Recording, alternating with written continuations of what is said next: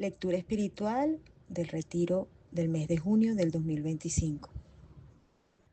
Ven, oh Santo Espíritu, llena los corazones de tus fieles y enciende en ellos el fuego de tu amor. Envía tu Espíritu y serán creados, y renovarás la faz de la tierra.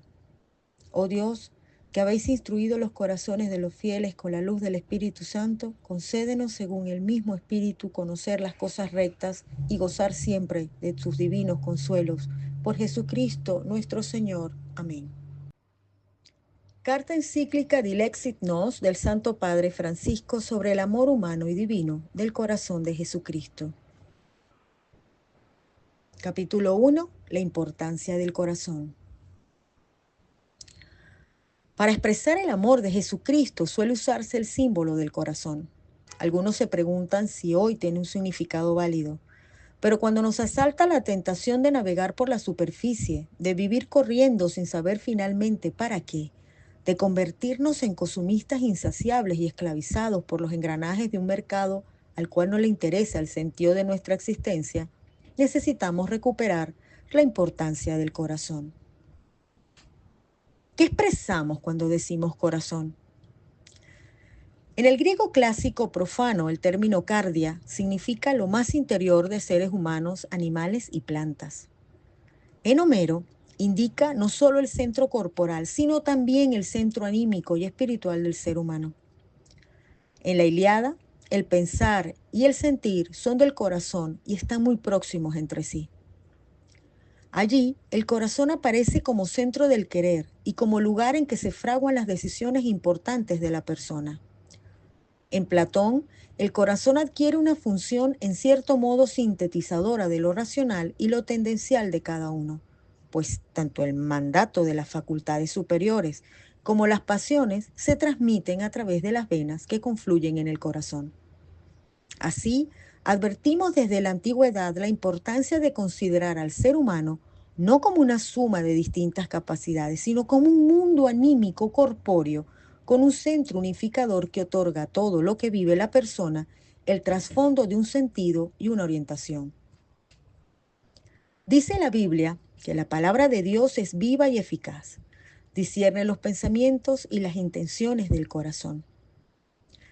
De esta manera, nos habla de un núcleo, el corazón que está detrás de toda apariencia, aún detrás de pensamientos superficiales que nos confunden.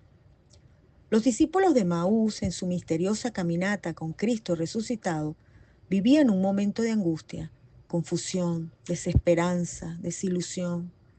No obstante, más allá de todo eso y a pesar de todo, algo ocurría en lo más hondo. ¿No ardía acaso nuestro corazón mientras nos hablaba en el camino? Al mismo tiempo, el corazón es el lugar de la sinceridad, donde no se puede engañar ni disimular. Suele indicar las verdaderas intenciones, lo que uno realmente piensa, cree y quiere, los secretos que a nadie dice y, en definitiva, la propia verdad desnuda. Se trata de aquello que no es apariencia o mentira, sino auténtico, real, enteramente propio. Por eso a Sansón, que no contaba el secreto de su fuerza, Dalila le reclamaba: ¿cómo puedes decir que me quieres si tu corazón no está conmigo? Solo cuando él le contó su secreto tan oculto, ella comprendió que él le había abierto todo su corazón. Esta verdad de cada persona tantas veces está oculta debajo de mucha hojarasca que la disimula. Y esto hace que se vuelva difícil sentir que uno se conoce a sí mismo y más aún que conoce a otra persona. Nada más tortuoso que el corazón humano y no tiene arreglo. ¿Quién puede penetrarlo? Así entendemos por qué el libro de los Proverbios nos reclama: con todo cuidado vigila tu corazón, porque de él brotan las fuentes de la vida. Aparta de ti las palabras perversas y aleja de tus labios la maldad. La pura apariencia, el disimulo y el engaño dañan y pervierten el corazón. Más allá de tantos intentos por mostrar o expresar algo que no somos, en el corazón se juega todo. Allí no cuenta lo que uno muestra por fuera y los ocultamientos. Allí somos nosotros mismos. Y esa es la base de cualquier proyecto sólido para nuestra vida, ya que nada que valga la pena se construye sin el corazón. La apariencia y la mentira solo ofrecen vacío. Como metáfora, me permito recordar algo que ya narré en otra oportunidad. Para carnaval, cuando éramos niños, la abuela nos hacía galletas y era una masa muy liviana. Luego la ponía en el aceite y la masa se inflaba, y cuando la comíamos estaba hueca. Esas galletas en el dialecto se llamaban mentiras, y era precisamente la abuela quien nos explicaba la razón de ello. Esas galletas son como las mentiras, parecen grandes, pero no tienen nada dentro. No hay nada verdadero allí, no hay nada de sustancia. En lugar de procurar algunas satisfacciones superficiales y de cumplir un papel frente a los demás, lo mejor es dejar brotar preguntas decisivas. ¿Quién soy realmente? ¿Qué busco? ¿Qué sentido quiero que tengan mi vida, mis elecciones o mis acciones? ¿Por qué y para qué estoy en este mundo? ¿Cómo querré valorar mi existencia cuando llegue a su final? ¿Qué significado quisiera que tenga todo lo que vivo? ¿Quién quiero ser frente a los demás? ¿Quién soy frente a Dios? Esas preguntas me llevan a mi corazón. Volver al corazón. En este mundo líquido es necesario hablar nuevamente del corazón, apuntar hacia allí donde cada persona de toda clase y condición hace su síntesis, allí donde los seres concretos tienen la fuente y la raíz de todas sus demás potencias, convicciones, pasiones y elecciones. Pero nos movemos en sociedades de consumidores seriales que viven al día y dominados por los ritmos y ruidos de la tecnología, sin mucha paciencia para hacer los procesos que la interioridad requiere. En la sociedad actual, el ser humano corre el riesgo de perder su centro, el centro de sí mismo. El hombre contemporáneo se encuentra a menudo trastornado, dividido, casi privado de un principio interior que genere unidad y armonía en su ser y en su obrar. Modelos de comportamiento bastante difundidos, por desgracia, exasperan su dimensión racional tecnológica o, al contrario, su dimensión instintiva. Falta corazón. Ahora bien, el problema de la sociedad líquida es actual, pero la desvalorización del centro íntimo del hombre, el corazón, viene de más lejos. La encontramos ya en el racionalismo griego y precristiano, en el idealismo postcristiano o en el materialismo en sus diversas formas. El corazón ha tenido poco lugar en la antropología y al gran pensamiento filosófico le resulta una noción extraña. Se han preferido otros conceptos como el de la razón, la voluntad o la libertad. Su significado es impreciso y no se le concedió un lugar específico en la vida humana. Quizás porque no era fácil colocarlo entre las ideas, abro comillas, claras y distintas, cierro comillas, o por la dificultad que supone el conocimiento de uno mismo. Pareciera que lo más íntimo es también lo más lejano de nuestro conocimiento. Tal vez porque el encuentro con el otro no se consolida como camino para encontrarse a sí mismo, ya que el pensamiento vuelve a desembocar en un individualismo enfermizo. Muchos se sintieron seguros en el ámbito más controlable de la inteligencia y de la voluntad para construir sus sistemas de pensamiento.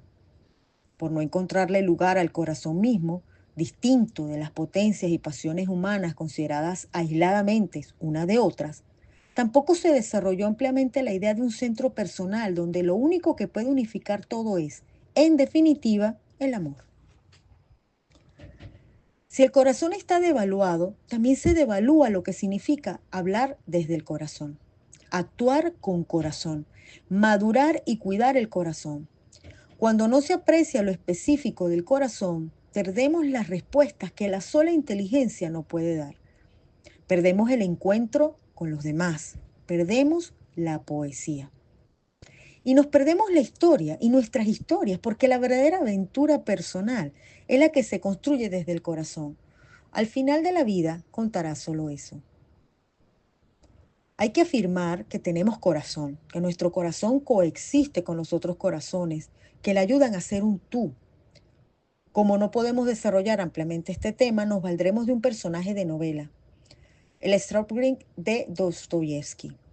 Romano Guardini lo muestra como la encarnación misma del mal, porque su característica principal es no tener corazón. Strobing, empero, no tiene corazón y por tanto su espíritu es algo frío y sin contenido y su cuerpo se envenena en la inercia y en la sensualidad bestial.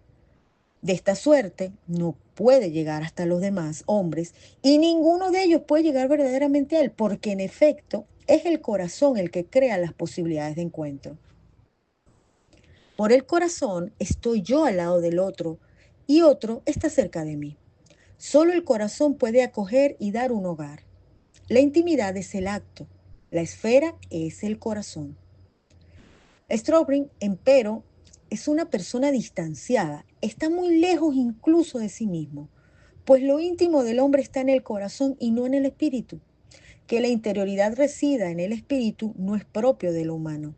Mas cuando el corazón no vive, el hombre está no en sí mismo, sino junto a sí mismo.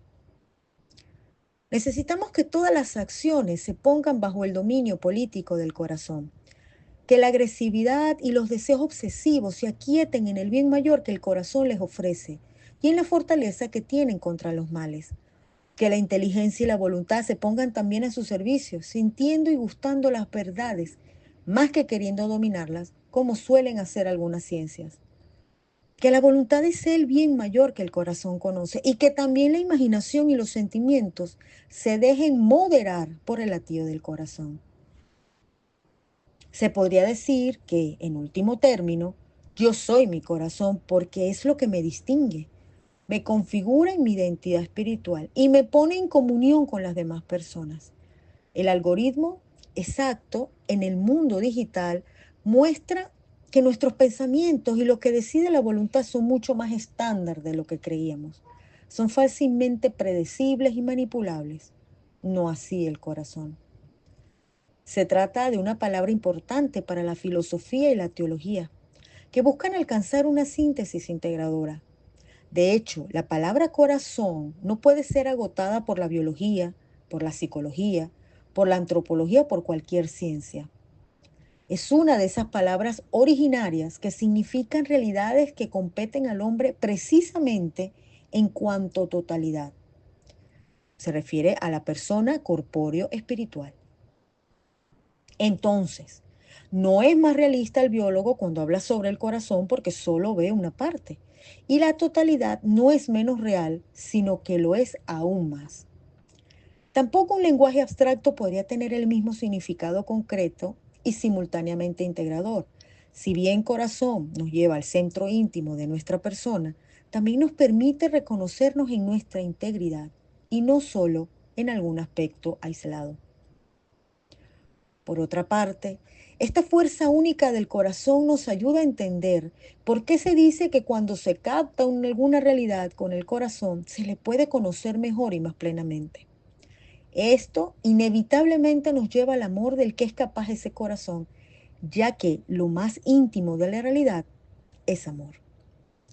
Para Heidegger, según la interpretación que hace él, un pensador actual, la filosofía no comienza con un concepto puro o una certeza, sino con una conmoción. El pensar tiene que haber sido conmovido antes de trabajar con conceptos o mientras trabaja con ellos. Sin una emoción profunda, el pensar no puede comenzar. La primera imagen mental sería la piel de gallina. Lo primero que hace pensar y preguntar es la emoción profunda. La filosofía siempre sucede en un estado de ánimo fundamental. Y aquí aparece el corazón, que alberga los estados de ánimo, trabaja como un custodio del estado de ánimo. El corazón oye de una manera no metafórica la silenciosa voz del ser, dejándose templar y determinar, armonizar y unificar por ella. Te damos gracias por todos tus beneficios, omnipotente Dios, que vives y reinas por los siglos de los siglos. Amén. El Señor nos dé su paz y la vida eterna. Amén.